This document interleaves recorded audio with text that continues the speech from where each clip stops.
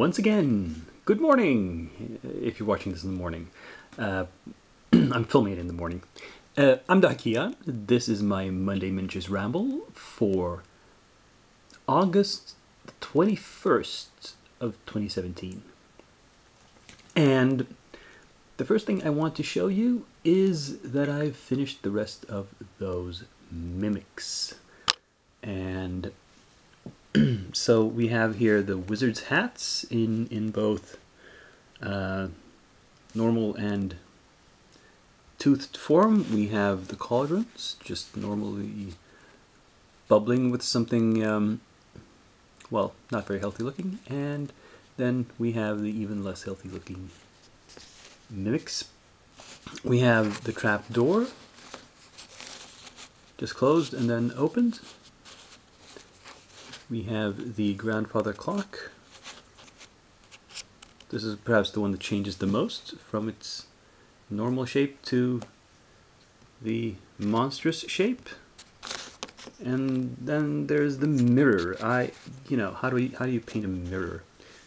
How do you paint reflective glass? That's really, I couldn't think of a good way to do that in miniature form, so it's simply very, very shiny metallic with some blue shading. Here it's burst open somehow to provide a mouth. So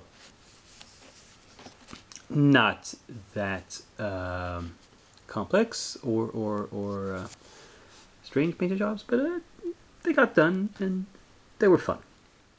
But I did also get an actual miniature painted this week, the stone giant. Looking a bit dark, but you know, his skin is supposed to look like it's made of stone. So what you gonna do? And it's bones, so there's not all that much detail to pick out. Oops. And they live up in the mountains, so I didn't do a whole lot with the base either. It's just rocky texture. A little lazy of me, I know, sue me. But as I think I've mentioned, I was really busy the past week getting ready for the new semester at school. But so I'm glad I got this guy done at least. There is quite a lot more on the painting table, however, so let's. And here we see some of, well, the majority of my work in progress. You can see that it looks like I've done the most on these hill giants. I'm kind of finished with the flesh tones. They turned out a bit more sallow than I would have hoped, as in there's a slight yellowish tinge to everything that I decided to experiment with. I might have gone a little bit overboard on it, but oh well. They're giants, they're monsters. What do you expect? I've also worked on the skin tones of these Darksword miniatures. Now, when I went over the section on skin tones on the DVD set once more, what I realized was that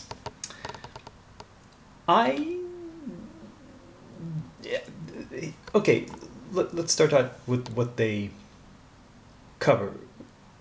Part of it is covering what paints to use, and the specific paints they use I don't have. So it comes down to more general recommendations of what kinds of paints, what kinds of colors go well as skin tones.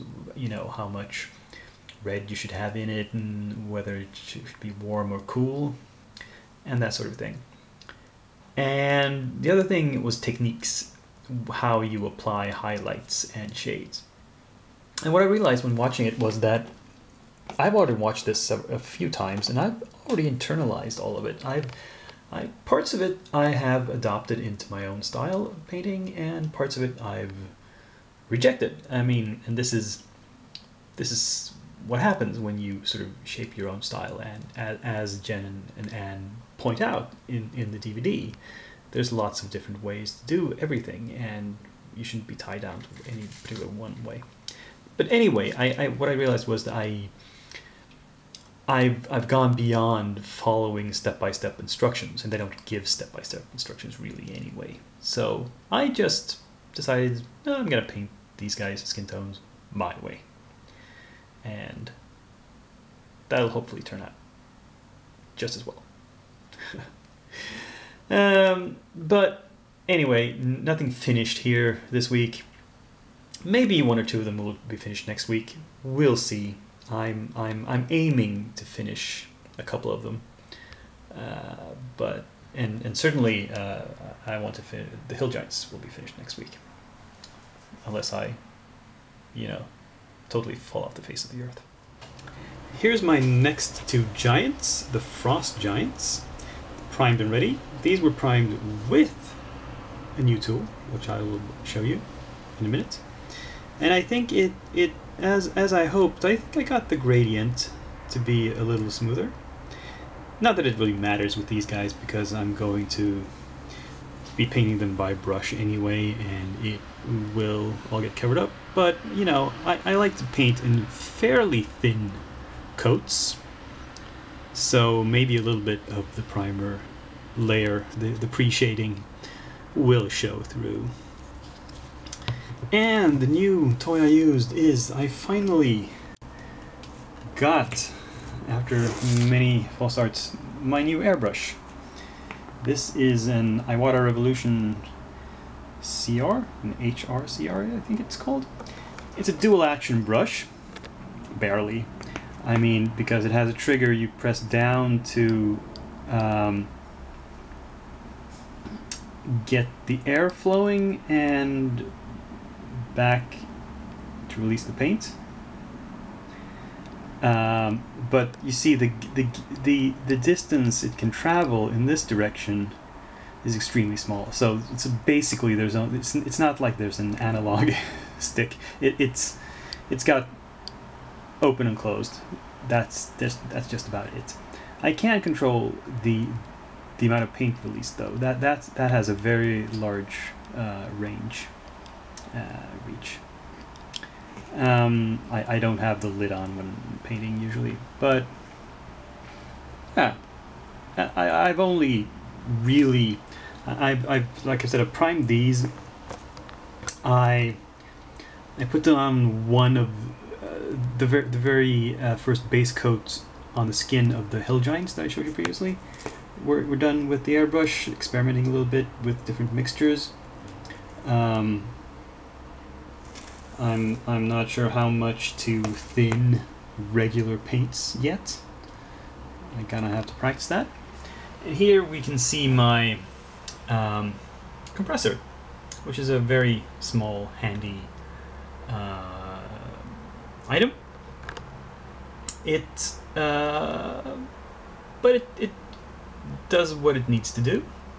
It's not all that quiet. It's supposedly quiet, but not really. Let me move a few things out of the way here.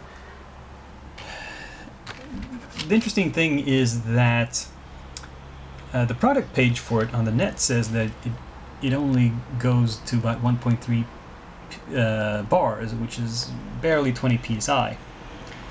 But I've pushed it. If I just turn this on, I'm not going to do it now because the noise will mean you can't hear me talking. And I just turn this knob all the way to the right. This dial goes all the way up to 50 psi, which the black numbers are the psi. But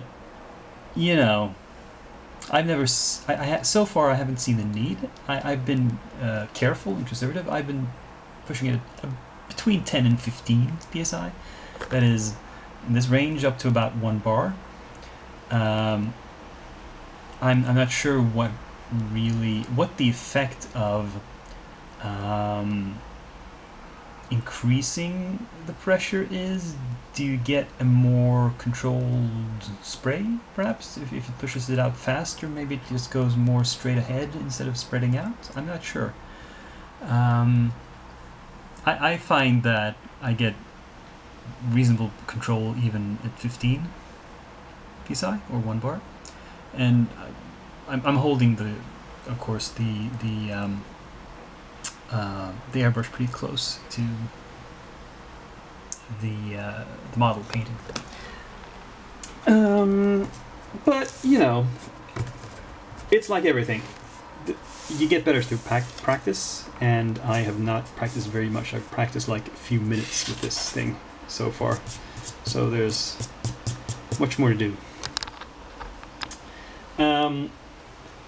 The next thing to paint, I have brought out the next set of giants, which are the fire giants. For some reason, I have 4 of these. Well, the reason I have 4 of these is that I bought all of the giants that Reaper had in Bones material, and they have, for some reason, produced more fire giants than any other kind of giant. They have 4 different models here. So we'll see if I, you know, I'll probably manage to clean and assemble them by next week, but yeah, don't know how far I'll get.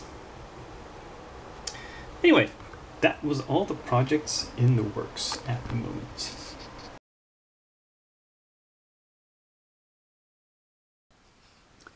And before I leave you today, I want to show you some minis I picked up a while ago that I haven't shown you yet, I believe. They're not exactly new arrivals, but they've been, you know, waiting in the wings for a while.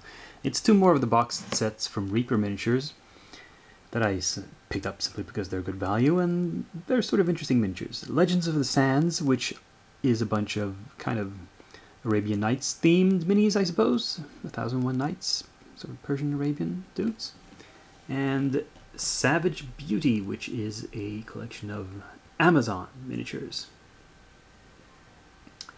Now, there's a couple of things I like about these box sets. One is that the paint jobs aren't actually that impressive.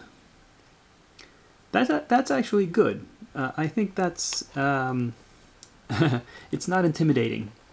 It means I can think, oh, I can easily surpass that, and you know, it gives me a bit of a confidence boost. The other thing I found really amusing was that they felt the need to censor the boobs on the Amazons. Oh, America. You're so funny. Anyway, that's it for today. I've talked enough for one episode, I believe. So, until next week, I hope you enjoyed this episode. Click like, subscribe, comment, and this is Doc Eon, signing off.